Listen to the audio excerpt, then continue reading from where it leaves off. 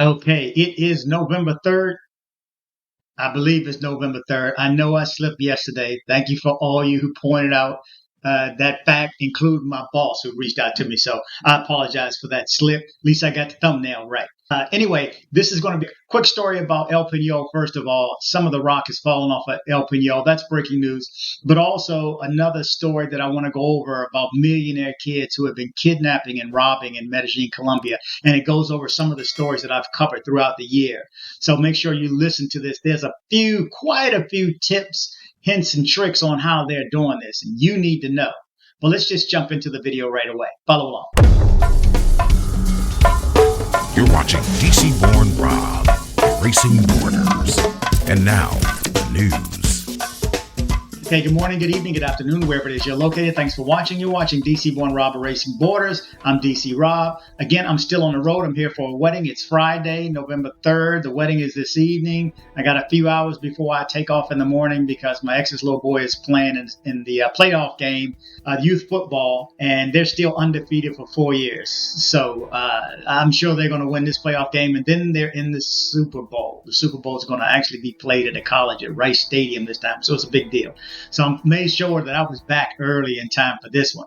But again, this is just going to go over. I want to show some video right quick of El Pino. Let's jump into the video right here. Okay, so you can see it falling right here. And that whole road. You were walking up that road, you had some problems. But it is wet out there. You can see. Change even the color of the rock. Police, everybody, and they were just yelling on the loudspeaker, telling them to stay on the rock, I guess. Who's to say what exactly it was? But here, and you can see traffic is bad too. Traffic is just a mess. Okay, so there you go. So you know these roads. It's been a lot of rain. Cartagena, I think, is still underwater. A lot of rain throughout Colombia, and these rocks have fallen loose. So hopefully you weren't on the rock at the time that it fell. Looks like if they drop you off on the main road, you can walk it and actually touch the side of El Pino too. Anyway, so prayers and good vibes to those who were injured during that. But again, this story is going to be about 8 minutes long. I'm going to read it pretty fast, but there's a lot to unpack in this story. I'll meet you on the other side, but let's just jump straight into it. Follow along. Daddies and mommies' children led a dark millionaire gang in Medellin. Foreigners its main victims. There is one dead. Behind the case, there is a DJ and young people who studied at prestigious universities in Antioquia. The millionaire trip of which an Israeli soldier who arrived in Medellin to spend a vacation season was the victim was the break for a feared organization that was dedicated to kidnapping and robbing foreigners. The Gala police assigned a special operation to capture the alleged members of the network. In the case of the Israeli, it was learned that he made a date with a beautiful woman through an application. In the midst of her flirting, the soldier agreed to meet her when he arrived in Medellin. While in the city of Eternal Spring, the foreigner told his virtual lover to meet, to which she agreed. While he believed that he was going to spend a pleasant moment with the woman he had met through the internet, she, on the contrary, knew that the soldier would be another victim of this dark organization, made up of young university students and upper middle class. The foreigner was picked up by the woman, who told him that she had a trusted driver who transported her everywhere because Medellin was unsafe. The soldier did not distrust the version that he was given of his apparent conquest. According to the police, all members of the network were sent to prison. The woman picked up the soldier in the El Poblado neighborhood in her trusted vehicle. What the man did not know was that that car was being escorted by another in which those who would later make him go through the worst nightmare of his life were traveling. After getting into the vehicle and meeting the woman, the three of them, driver, foreigner, and woman, began the journey. A few blocks after starting the march, the other vehicle appeared from which three individuals got out and got into the car where the foreigner was riding. They kept the soldier kidnapped for at least 4 hours, taking him from teller to teller. They managed to withdraw close to 20 million pesos. Due to the carelessness of his perpetrators and upon seeing a police patrol, the foreigner caused them to crash. This action caught the attention of the uniformed officers who, after realizing that the foreigner was being robbed, captured 3 people. Until that moment, everything seemed like an isolated case until police investigators learned that, months before, a similar event had occurred in Medellin. In this case, the victim, a North American citizen, had died. Money, cards, and other elements that would belong to the millionaire foreign victims in Medellin. For the month of February 2023, the crime of Swedish citizen Kyle Alexander McKenzie, 34 years old, had occurred in Medellin. When investigating the case, the investigators who took over the Israeli case found that Mackenzie had also met a woman online, had met her, and then had been the victim of a millionaire ride. The modality was the same, mercilessly beating their victims to make them hand over the keys to the cars, for which they used traumatic pistols. With these, they caused injuries to foreigners when they refused to hand over the money and banking information. In the case of the Swede, the network, in addition to kidnapping him, had sent a message to one of his friends in the United States telling him that they had kidnapped him and that they had to pay them 2,000 grand, possibly referring to dollars, money that was withdrawn apparently after committing million-dollar trips. Upon learning what had happened, the investigators, after obtaining information about where the Swede was staying, reviewed the security cameras in the area and observed that the subject left a building in the Provenza neighborhood and took a red vehicle that toured Savanetta and Bejo, Antioquia. As in the previous case, 2 vehicles were part of the criminal plan. In one were the victim and the thieves, and in another were those who went to the ATMs to withdraw the money that was deposited. But in this one, apparently due to some security system that the Swede had, the tellers did not deliver money. Since they did not give him the money and the friend did not deposit the 2,000 grand either, the criminals, after having beaten him to death, left him lying in the Berlin Alta Vista sector by the Tres Cruces Hill. Badly injured, the foreigner was taken to a local hospital where he died as a result of his injuries. The criminals, as demonstrated in the investigation, used traumatic weapons to cause wounds to the victims, and then, at those points, they stabbed them with screwdrivers and other pointed elements to make them hand over the banking information. With 2 cases under the same modality, the investigators knew that it was a criminal organization, so they decided to deepen the investigation. The investigation gave the police several cell phone numbers that were compared with the case of the Israeli soldier, generating a match in one of the telephone subscribers. That is, the same number coincided with both cases. As in the case of the Israeli soldier, 3 people had been captured. The work was now to establish whose number coincided in the 2 robberies of foreigners. In parallel, the prosecutor's office had ordered that a biological test be carried out on the car that had been immobilized in the case of the Israeli soldier, finding 9 traces of different blood. With these clues and the facial recognition that the Israeli made of his attackers, one of the captors decided to collaborate with the authorities and opened the Pandora's box of crime.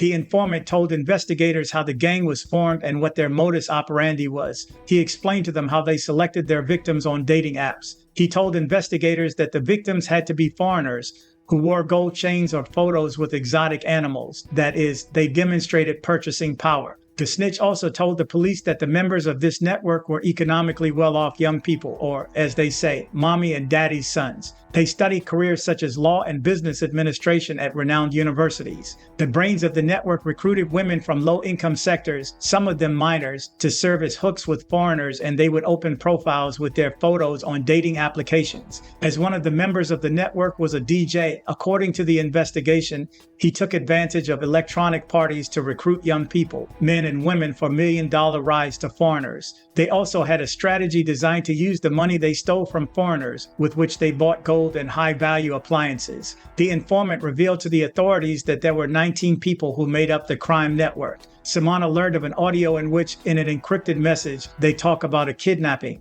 We are in charge of the event. We have it on a farm in Copacabana. We bought 13 million pesos in technology. I am currently with a card in my pocket that has like 70 sticks to spend. I went to buy gold, but they asked me for the man's ID and the rut, and I don't know what, says the conversation between members of the criminal gang. In order to consolidate the case, the investigators compiled the complaints that were filed in the prosecutor's office with similar facts, getting a big surprise. 10 foreigners from Canada, Chile, Japan, China, Iran, the United Kingdom, and the United States have reported that they had been victims of millionaire rides under the same modality. With more specific information, the investigators managed to obtain another interception where one of the members of the network says, "Those stupid faggots, how are they going to let themselves fall like that?" Within the file to which Samana had access, the informer revealed to the authorities that the modus operandi was to use pretty and underage women to seduce foreigners. Then they picked them up in a vehicle escorted by another in which they were those who beat the victims and then left them lying in pastures.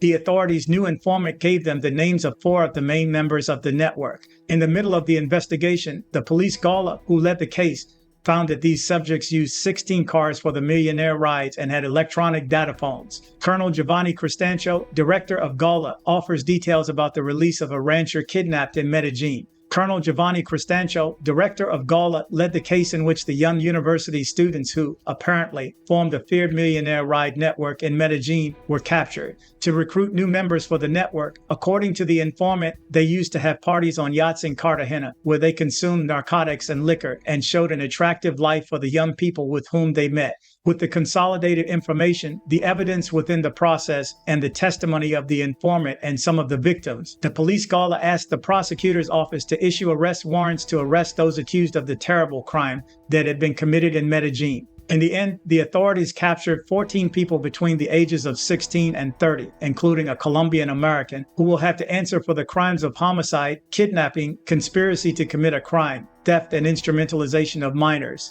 This could mean sentences of more than 40 years in prison. Colonel Giovanni Cristancho, director of the police gala, said that the criminals obtained illicit income from the kidnapping in 1 year worth approximately 1 billion pesos. They used firearms and knives to attack the victims and subdue them, forcing them to hand over their belongings, bank account passwords, and cards to make withdrawals, transfers, and purchases.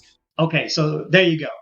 If you will notice some of the stories that are tied in, the Israeli that had the crash, read that story. How about the guy who got killed at Tres Cruces? All these kids are behind this. These rich kids who are recruiting other kids to kidnap and rob you. And it's organized. And they're doing this on these dating apps. Again, this is set up months ahead of time. So you think you're going to meet somebody. It's not a hookup culture. You're not just even going to meet somebody on Tinder and hook up with them. It's just not going to happen. Can it happen? Yes. Okay. I always have to say that. Yeah. Everything is possible. No one thing is all one way. But still, stay off the dating apps. As you see, it's organized. And this is just one crew. How many crews are there? How organized is it? And who's above to get the charges dropped? And these chicks are right back out on the street pulling you up again. Here's one thing I want to put out here also. I think the girls that are drugging and robbing, I think these girls are not prepagos, whatever you call them. They're not the street girls. They're not the prostitutes, okay? These girls aren't expecting to have sex with you. They're trying to get you drugged and just rip you off. It's as simple as that. And when they don't, if you remember my video with Tony, all of a sudden he couldn't bring two girls up to the room. They only let one. And the first one, she started crying because obviously maybe the other girl had the drugs in her purse and they couldn't get him. So she started crying. And I'm just giving that one instance. I'm just guessing, of course, but this is how they work. They have somebody, their cousin, their brother, their teammate that's the fake Uber driver, the fake taxi driver. It's organized. It's fish in a barrel again. It's just too many of you guys.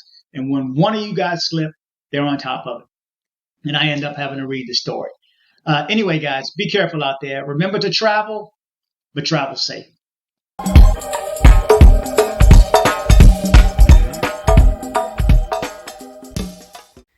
Thanks for hitting like. You did the right thing by hitting like. Thanks for hitting like. Thanks for hitting like. DC Born Rob.